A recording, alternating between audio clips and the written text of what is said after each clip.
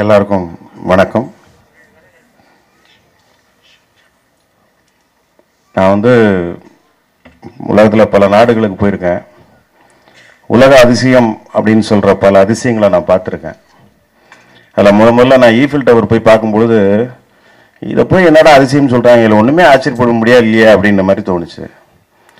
அதே மாதிரி pizza tower பார்க்கும்போதும் எனக்கு தோணுச்சு, சும்மா செங்கல் செங்கலாக இருக்குது, கொஞ்சம் சாஞ்சி இருக்குது, அவ்வளோதான், இது போய் என்ன வேர்ல்டு ஒண்டர் சொல்கிறாங்க அப்படின்ற மாதிரி இருந்தது.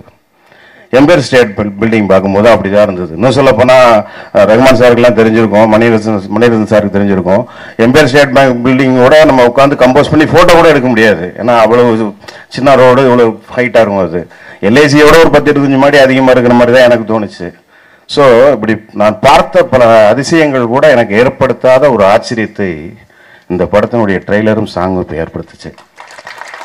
என்னன்னா, நான் உண்மையிலேயே முதல்ல கொஞ்சம் சில நாட்களுக்கு முன்பு இவன் தான் பாலா அப்படின்ற அந்த போஸ்டர் பார்க்கும்போது நான் ஏதோ இது கூட ஒரு காமெடி தான் போல இருக்கு அப்படின்னு நினச்சிக்கிட்டேன்.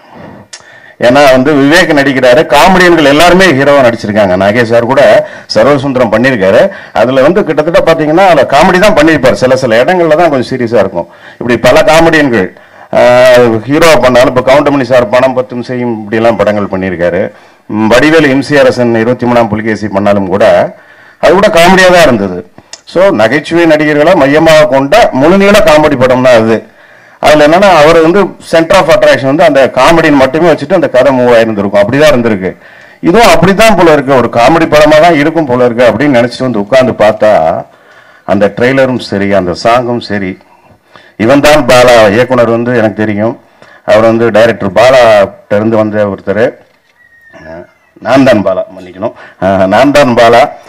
நிச்சயமா இன்னொரு பாலா உருவாவதற்கான ஒரு அறிகுறி தெரியுது. கண்ணனுடைய அந்த ட்ரெய்லர், அந்த சாங் மேக்கிங் எல்லாம் பார்க்கும் பொழுது மிகப்பெரிய ஒரு துணிச்சல். அது எனக்கு தெரிஞ்ச தமிழ் சினிமாவில் பாலச்சந்தர் சார், பாரதி ராஜா சார், பாலா மாதிரி மிக சிலட்டை தான் நான் பார்த்துருக்கேன். அந்த துணிச்சல் முதல் படத்திலேயே நிச்சயமா இயக்குனர் கண்ணன்ட்டையும் தெரியுது.